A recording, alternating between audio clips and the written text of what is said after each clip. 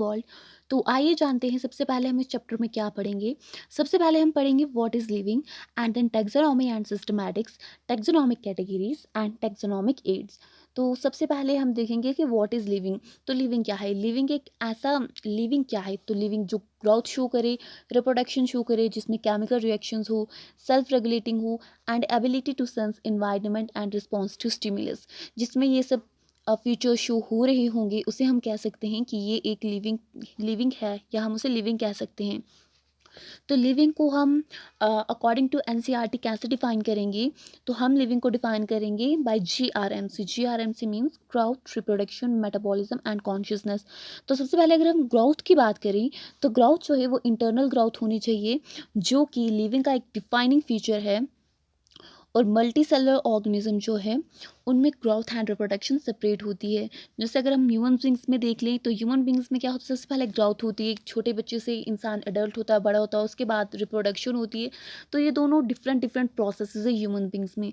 But अगर हम unicellular की बात करें तो उनमें तो ये सेम ही है, क्योंकि जो वो है वो सिंगल सेल्ड है। यूनिसेलुलर ऑर्गेनिज्म जो है वो सिंगल सेल्ड है, और वो ग्रोथ भी साथ में ही करेंगे और रिप्रोडक्शन भी करेंगे। तो उनमें हम कह सकते हैं कि ग्रोथ और रिप्रोडक्शन जो है वो सेम है। उसके बाद आ जाते हैं हम रिप्रोडक्शन पे। तो रिप्रोडक्शन की बात की जाए तो ये हम सब लोग जानते हैं कि रिप्रोडक्शन टू टाइप्स की है, sexual and asexual. But reproduction जो है वो हमारे एनसीईआरटी के अकॉर्डिंग एक डिफाइनिंग फीचर नहीं है लिविंग का। क्यों? क्योंकि अगर हम एग्जांपल लें, क्योंकि हमारी वर्ल्ड में बहुत से ऐसे लिविंग बींग्स हैं जो कि रिप्रोड्यूस नहीं कर सकते हैं। अगर हम एग्जांपल लें, जैसे कि म्यूल्स, वर्कर बीज जो हैं वो रिप्रोड्यूस नहीं कर सकते हैं। एंड इनफर्टाइल ह्यूमन कपल्स होते हैं जो कि रिप्रोड्यूस नहीं कर सकते हैं, जो बेबी प्रोड्यूस नहीं कर सकते हैं, तो हम उन्हें नॉन लिविंग नहीं कह सकते हैं। तो इसीलिए जो है रिप्रोडक्शन को एक डिफाइनिंग फीचर नहीं माना गया है लिविंग का।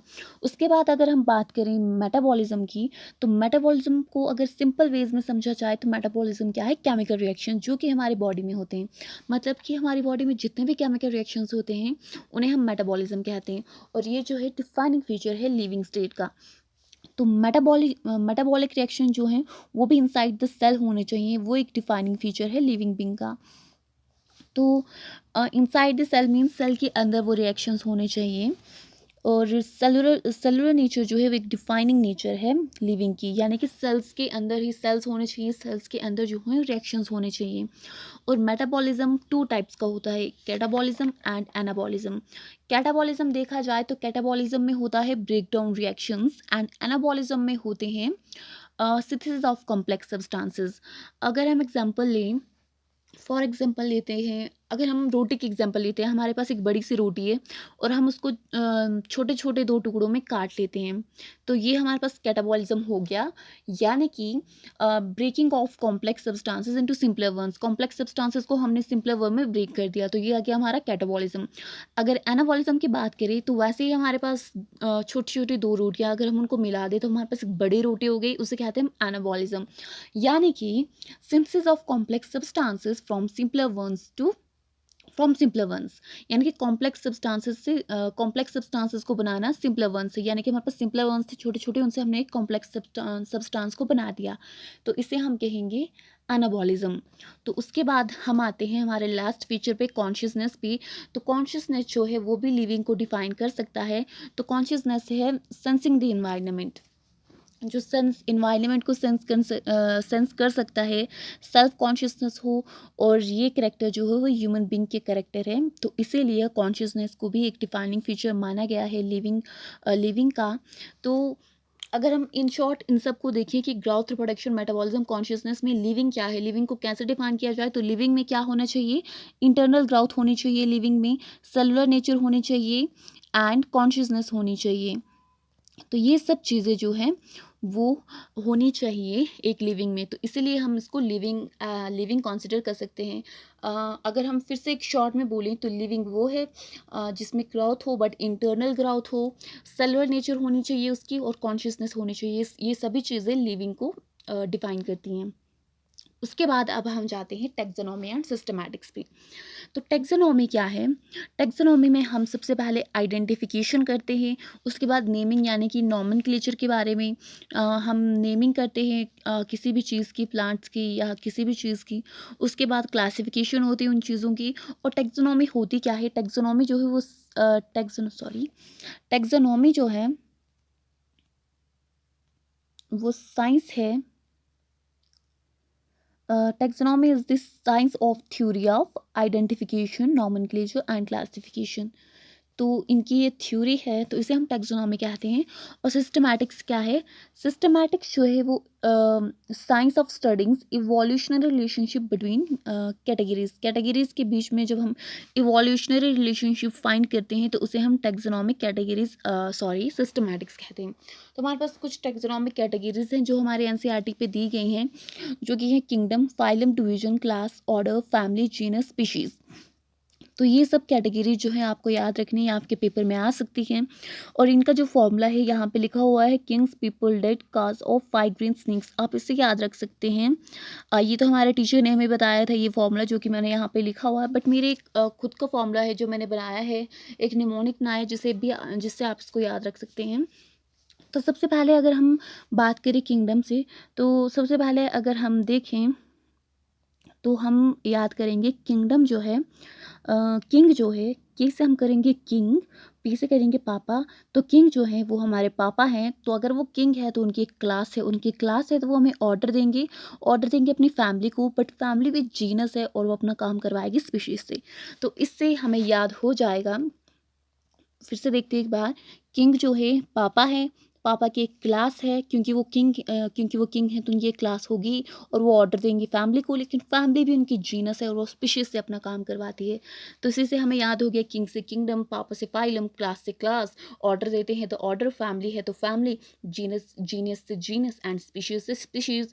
हमने लगभग सभी नामों को इसी में ही रखा है और वैसे ही हमने याद कर लिया कि किंग जो है हमारे पापा हैं, पापा है तो उनकी क्लास है तो वो हमें ऑर्डर देते हैं और ऑर्डर देते हैं अपनी फैमिली को, लेकिन फैमिली भी बहुत ही जीनस है, वो अपना काम स्पीशीज से करवाती है। तो इसी के साथ हमें टैक्सोनॉमिक कैटेगरीज याद हो गई। तो इन्हें आप अच्छी तरह से याद कर लें, इस फॉर्मूले से, या अपना कोई आप फॉर्मूला बनाएंगे तो उससे याद कर लें। उसके बाद एनसीईआरटी में हमारे पास टेबल दिया गया है कुछ ऑर्गेनिजम्स का टैक्सोनॉमिक नेम के साथ।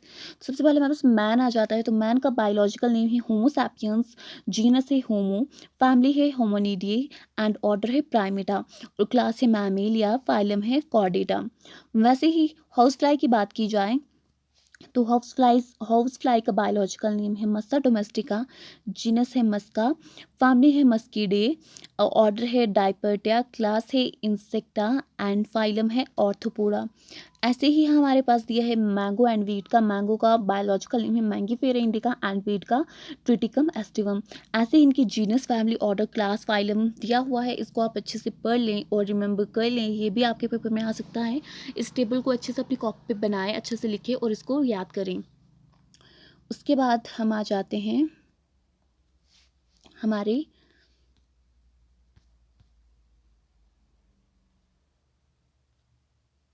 टैक्सोनॉमिक एड्स पे। तो टैक्सोनॉमिक एड्स के बारे में पढ़े तो टैक्सोनॉमिक एड्स क्या है? टैक्सोनॉमिक एड्स को एज अ यूज़ करते हैं हम रेफरेंस, जिसमें हम नॉन लिविंग और लिविंग के बारे में पढ़ते हैं, जिसमें हम नॉन लिविंग एंड लिविंग के बारे में पढ़ते हैं। तो नॉन लिविंग में हमारे पास आ जाता है हर्बेरियम। हर्बेरियम एक हर्बेरियम शीट अगर हम लें, जैसे कि हमारे पास प्लांट्स, जैसे कि हम बात करें रेफरेंस की, तो अगर हमें प्लांट्स फ्यूचर रेफरेंस के लिए लेना है कि हम पता कर सकें कि कौन सा प्लांट है, तो साइंटिस्ट जो होते हैं वो प्लांट्स को सुखा के रखते हैं और उन्हें हर्बेरियम शीट पे चिपका देते हैं और उसके साइड में उसकी डिस्क्रिप्शन लिखते हैं कि उसे किसने फाउंड किया, यानी कि किसने खोजा था, किस साइंटिस्ट का नेम, उसका लोकल नेम क्या है, उसका उस प्लांट का साइंटिफिक नेम क्या है। तो ऐसे एक डिस्क्रिप्शन उस हर्बेरियम शीट पे दी होती है, जिसे हर्बेरियम में रखा जाता है। उसके बाद अगर म्यूज़ियम की बात करें, वहाँ पे dead animals and dead plants को रखा जाता है, ये तो आप सब जानते हैं म्यूज़ियम में क्या होता है। उसके बाद अगर हम लिविंग की बात करें तो लिविंग में प्लांट्स एंड एनिमल्स आ जाते हैं। प्लांट्स तो हमें बोटेनिकल गार्डन में मिल जाते हैं और ज़ू में मिल जाते हैं। एनिमल्स ज़ू में तो सब लोग गए ही होंगे, तो सबको तो पता ही होगा ज़ू के बारे में। उसके बाद अगर हम की बात करें तो की जो है वो एक एनालिटिकल एड है, जिसमें हम जानते हैं जिसमें कि हमारे पास जिसमें हम आइडेंटिफिकेशन करते हैं प्लांट्स और एनिमल्स की, और किसकी बेस पे उनकी सिमिलैरिटीज़ और डिससिमिलैरिटीज़ के बेस पे हम प्लांट्स की और एनिमल्स की आइडेंटिफिकेशन करते हैं। उसके बाद हमारे पास आ जाता है बाइनोमियल नोमेनक्लेचर। ये तो सभी जानते हैं। बाइनोमियल नोमेनक्लेचर जो है वो कार्लस लिनानियस ने कार्लस लिनानियस जो हमारे साइंटिस्ट थे उन्होंने दिया हुआ था। तो हमारे एनसीईआरटी पे जो एग्जांपल दी गई वो मैंगो की दी गई है। तो मैंगो का साइंटिफिक नेम है मैंगाफेरा इंडिका। एंड बाइनोमियल नोमेनक्लेचर में जिस साइंटिस्ट ने इसको डिस्कवर किया होगा उसका नाम भी आगे है। तो हम अगर इसका पूरा नाम पढ़े तो इसका पूरा नाम होगा मैंगिफेरा इंडिका लिन। एंड जो मैंगीफेरा है वो जीनस है जो जिसका पहला लेटर जो है वो एम से स्टार्ट होगा। और इंडिका जो स्पेसिफिक एपिथेट है हमारा सेकंड, उसका उसका कैपिटल लेटर यानी कि स्टार्टिंग वाला लेटर जो है वो स्मॉल लेटर से स्टार्ट होगा। तो इसे हम कहेंगे बाइनोमियल नोमेनक्लेचर। और ये छोटी सी इंफॉर्मेशन कि जो हमारे पास, जैसे कि आपने स्कूल के लैब्स में देखा होगा, जार्स में कुछ एनिमल्स रखे होते हैं, स्नेक्स वगैरह और स्टारफिश वगैरह। तो वो जो है वो डेड एनिमल्स जो होते हैं उनको कैसे रखा जाता है, वो ख़राब नहीं होते तो उनको रखा जाता है HCHO यानी कि फॉर्मल्डिहाइड केमिकल में, जो कि डेड एनिमल्स को प्रिजर्व करके रखता है, जैसे कि स्टारफिश। तो जिसने देखा है अपने स्कूल के लैब में वो कमेंट करके बताए कि किस किसने देखा है ऐसे एनिमल्स को अपने लैब में, और जिसने नहीं देखा है वो देख ले। उसके बाद लास्ट हमारे चैप्टर का लास्ट टॉपिक है बोटैनिकल गार्डन्स। तो बोटैनिकल गार्डन्स के बारे में अगर हम पढ़ें तो बोटैनिकल गार्डन्स जो है, क्यू जो एक बोटैनिकल गार्डन है जो कि लंदन में है। उसके बाद इंडियन बोटैनिकल गार्डन हवा में, और Indian botanical research institute Lucknow में है, जिसे हम IBRI भी कहते हैं। और बोटानिकल गार्डन्स होते क्या हैं? बोटानिकल गार्डन्स कलेक्शंस होती हैं लिविंग प्लांट्स की रेफरेंस के लिए, यानी कि रेफरेंस के लिए रखे जाते हैं लिविंग प्लांट्स, जो कि हमें गार्डन में मिल सकते हैं, यानी कि बोटानिकल गार्डन्स में मिल सकते हैं। तो ये था हमारे चैप्टर के बारे में, ऑल हमारे चैप्टर के बारे में। तो आई होप आपको समझ आया होगा। मैंने बहुत ही ईजी वे में बताने की कोशिश की है और बहुत ही शॉर्ट नोट्स में। तो आई होप आपको समझ आया होगा। That's all.